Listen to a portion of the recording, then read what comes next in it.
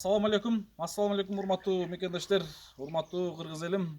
Баардыгыңыздардын бүгүнкү күндөрдүн султаны болгон, күндөрдүн эң ыйык жума күнүңүздөр менен. Жума күнү кут болсун, окулган жума намаздар кабыл болгон болсун.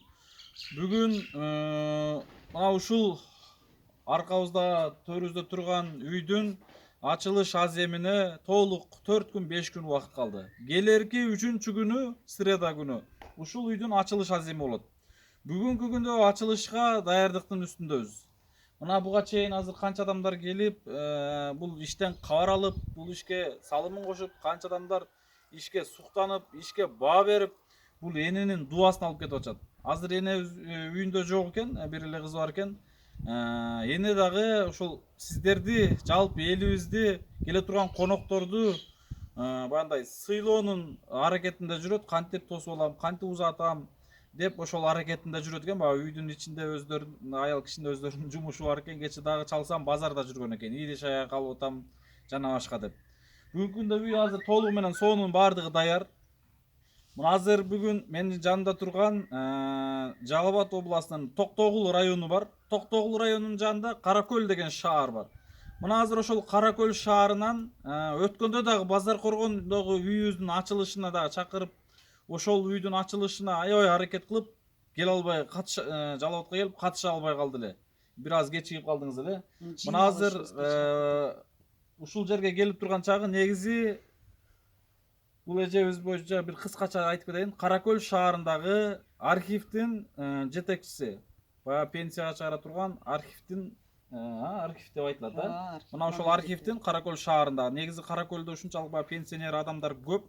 Ошолордун бардыгы мына ошол эжекебизге кайрылат. Менин өзүмдүн эжем. Биздин ар бир жумуштарыбыз менен сыймыктанып,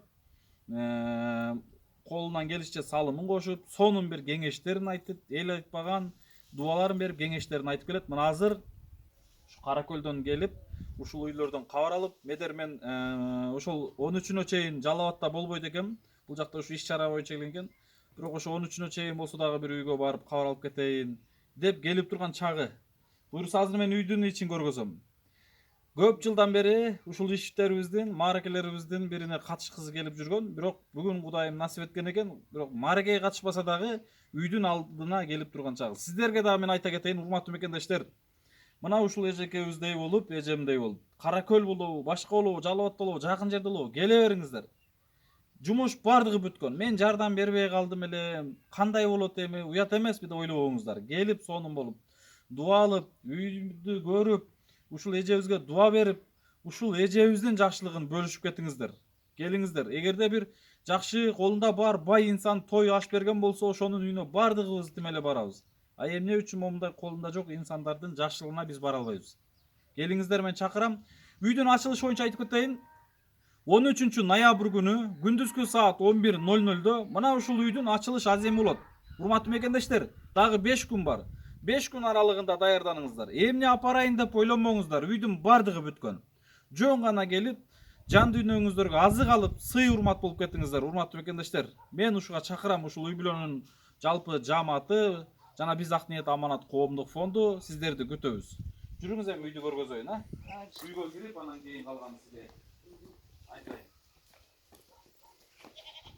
Бул азыр үйдү эжебиз култап коюп, жүрүңүз. Сиздерди күтүп аткан чагы негизи чындап эле баягы эшикти култап.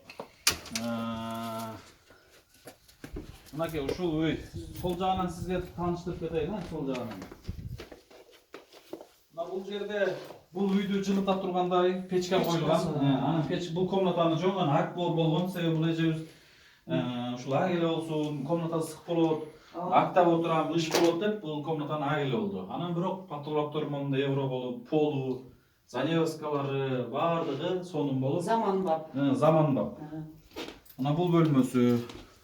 Анан бул жер прихожкасы, мынакей прихожкасы делекенин. Анан бул жагы ушул эжебиз мынакей кыздары менен бул жерде бала чакасы менен ушул жерде жатышып, наркы үйдүн печкасы менен бул комнатада сонун болуп ысыйт. Бул адамитсон болгон, краска болгон, обой эмес, краска болгон. Анан ушул потолоктору, Бардыгы бул үйдүн ичи дагы сырты дагы толугу заманбап. Ана жүрүңүз конок бөлмөсүнгө киргизейин. Алга кызым. Бул конок бөлмөсү. Кудай кааласа эртең келе турган конокторго мына ушул үйгө жалпы киргизип, ушул жерге конокторду сыйлайбыз деген жакшы үмүт ниет бар. Бунун баардыгына мына ушу сиздерге окшогон кыргызымдын боорукер, кайрымдуу, беришен инсандары эл колдоп отуруп, мына ушул нерсе болуп, кече күнү 2 күндөн занавескаларын эл жардам берип отуруп, кыскасы сонун болуп бүттү. Аны өзүңүз дагы эми бул иштин үстүндө чөйрөнүн үстүндө жүрөсүз, канча адамдарды көрүп атасыз, билип атасыз. Мына ушул иштерге мындай бааңызды берип, жана ушул иштерге жардам берип аткан жалпы кыргыз элиме, мекендештерибизге, боорукер инсандарга бир сонун бата берип, жана сизди азыр жалпы Кара Көл эли көрүп атат. Кара Көлдө эл орусташып кеткен, кыргыздар киргиз болгон, көпчүлүгү мына байкап келебиз. Ошол балким сизди көп инсандар тааныйт, канча адамдар тааныйт. Мына азыр бул интернет тармагына да жайгашат. Сиз азыр биздин бир сонун иш-чарабызга катышып кетип аткан чагыңыз. Бир эле өкмөттүк тарап дайым жалалыкта келгенде өкмөттүк жумуштардын үстүнөн келесиз да. Анан өкмөттүн жумуштарына эле аралашпастан кайрымдуу, берешен, өкмөттүк орду болуусу дагы жөнөкөй эл эмне иш жасап атканын өзүңүз көзүңүз менен көрүп кетип атасыз.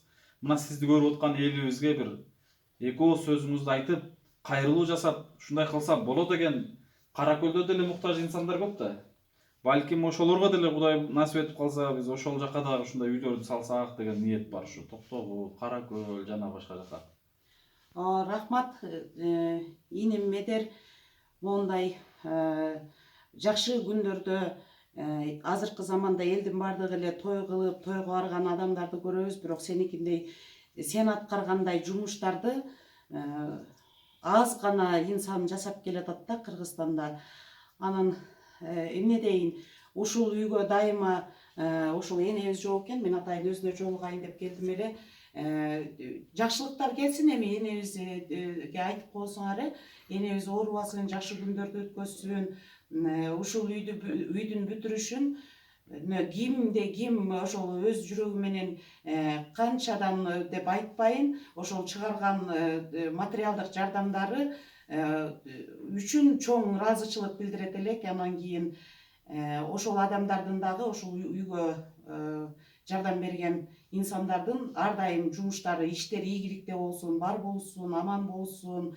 Медер, сен өзүң дагы ооруба, ден соолукта бол, узак жаша, көп жаша, мындан дагы чоң сооп иштерди жасай бер. Ишиңе ийгилик каалайм. Ал эми Кара Көл эли жөнүндө айтып кетсем, Кара Көлдө деген чынын айтканда жанагы энергетик системасы болгон үчүн шаарыбыз эли аябай бай, жакшы, современный жашаган элибиз көп. Ошондой бүт баардыгы эле чекеден чыгат. Кара Көл шаарында дагы мен ойлойм кайрымдуулук кыла турган инсандар аябай көп. Шаарыбыздын мэри өзү бизде ушул Ильяс Марсович Эркеев деген жигит ушундай бир иштерди жакшы карап, аябай чын жүрөгү менен элдерге жардам берип келет да ушул күнгө чейин. Шаардын, элдин баардыгын чекеден эле.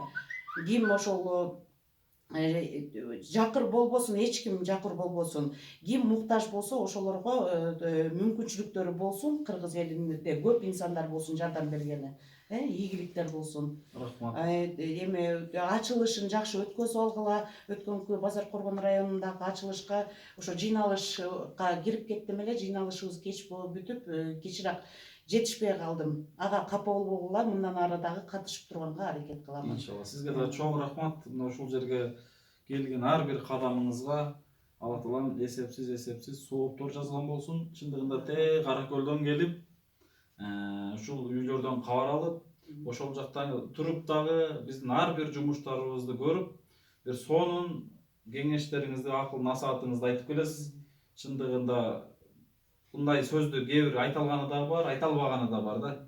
Оозунан эки ооз сөзү чыга албагандары бар. Чындыгында өзүңдүн жакындарың деле, башкасы деле сиз дайыма бизди колдоп, бизди кубаттап, мына Ысык көл болобу, башка жер болобу, кайсыл жерде болсо дагы бир сонун кеңешиңизди берип турасыз. Чынында мен өзүңүзгө айта албаган ыраазычылыгымды элдин алдында айтып койгум келип турат. Баягында өзүмдөн бир тууган эжем катары көрөм. Кудай кааласа ушул кеңешиңизди эч качан токтотпостон айта берсеңиздер, биз чарчабайбыз, элдин кызматын кыла беребиз иншалла. Анан Каракөлдө буюрса эл кандай ал жакта деген, балким азыр эл кызыктар да. Мен ал жерге барып жүрөм, 4 эле тоонун ортосунда эл жашайт. Бул жагы дагы zoo, бул жагы дагы zoo, бүт zoo Нарын дарыядан биртке алысыраак Токтогул КЭС мына ошол Каракөл шаарында жайгашкан. Ошол жактагы элдин бир жашоосу боюнча эл кандай, ал жактын боюнча бир кыскача айтып кетсеңиз да. Бизде шаарда мен жаңы айтып кетпедимби жогоруда,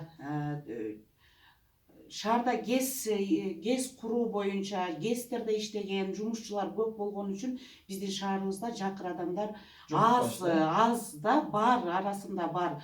Бирок биздин шаардын эли ушунчалык ынтымак, эгерде кокустан аябай бирөө зарыл, муктаж болсо, биздин эл ынтымак экен. Шаардын мекеме жетекчилери баш болуп, мекемеде иштеген инсандардын бардыгы материалдык жактан, финансы жактан жардам берип келип жүрүшөт ушул кезге чейин. Бирок моундай силер жасагандай ишти бир да инсанга көрсөтүлө элек да, үй бергендер болгон. Бизде шаарда мен билгенден буга чейин мынакей Тайыр Сарпашев деген улуу инсан бар, Осмонбек Артыкбаев деген инсаныбыз бар, дайыма депутат болуп жүргөн, көрүп жүрөсүңөр. Ушул кишилердин жардамы менен көп адамдарга квартира беришти. Мен билгенден 3-4 инсанга квартира беришкен убагында, ушул мүмкүнчүлүгү чектелген муктаж адамдарга. Анан бүгүнкү күндө деле жардам берүүлөр болот, бирок атайын сендей жигит барып бирөөгө үй салып ушинтип жакын арада андай иш чара жүргүзүлө элек.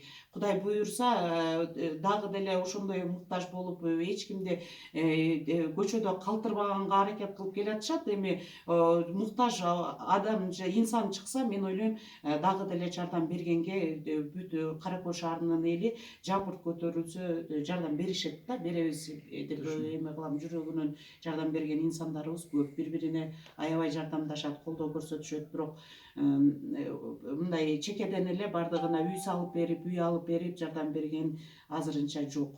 Түшүнүктүү. Мындай айтканда, өзүңүздөрдөн чыккан муктаж инсандарды өзүңүздөр эле каржылап, өзүңүздөр муктаждыгын чечип келет экенсиздер. Чечип келет. Мына ошол урматтуу мекендештер, менин кылып жүргөн ишимдин эң башкы негизги себеби, же болбосо негизги менин дагы ниетим ушул.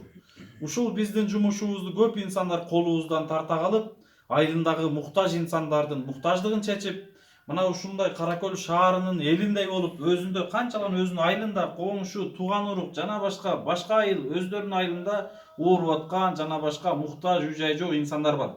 Ошолорду биз өзүбүз эле ынтымакташып, мына ушул Каракөл элинде болуп ынтымакташып чечип койсок болот.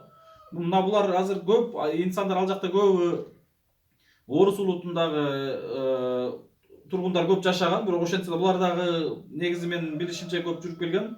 Баягы характерлери да жана башка жактарда мындай орус кыял болуп калышкан. Ошентсе дагы бирок көрүп атасыздар, буга чейин да мен бир балдарды көргөм, ошо Каракөлдөн бир фонд болуш керек, элге жардам берип, мына өздөрү ушундай муктаждыгын чечип келишет.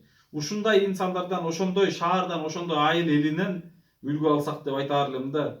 Ар бирибизчи, мына азыр биздин фондтончу 7 областтан, же болбосо 7 областтын ар бир районунан бирден эле фонд такай кызмат кылган болсо, ар бир районду бир эле ошо фонд такай караган болсо, ошол райондун муктаж аябай көзүнүн жашын төгүп аткан мына ушундай энелердин муктаждыгын ошол район эли эле чечип койсо болот да. Мисалы азыр бизге канчалаган 7 областтан тең эл кайрылат. Анан жетише албайт экенсиң чындыгында. Анан азыр кече жазып атышат, эмне үчүн Жалал Абадка эле үйлөр салынып атат.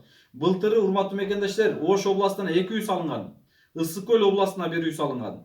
Быйыл Жалал Абад жеринде үй салынып атат туура. Анткени Жалал Абадтын тургуну Жалал Абадтан $10.000 6 сотик участогун берди. Мен сиздерге дагы айтаар элем. Мына ушул проектини башка областтарга да салабыз. Эгер сиздер Нарындан или Баткенден или Таластанбы или Оштонбу участок жер тилке шаарга жакын ыңгайлуу жерден жер тилке бөлүп берген болсоңуздар, мына ошол жерге дагы ошондой муктаждар комплексин баштаганы даярбыз иншалла. Ниет кылабыз. Мына ушундай урматтуу мекендештер, элдин колдоосуна жараша, элдин сунуш буйругуна жараша иш алып барабыз. Сизге чоң рахмат анда. Каракөл элине да чоң рахмат. Аллах разы болсун.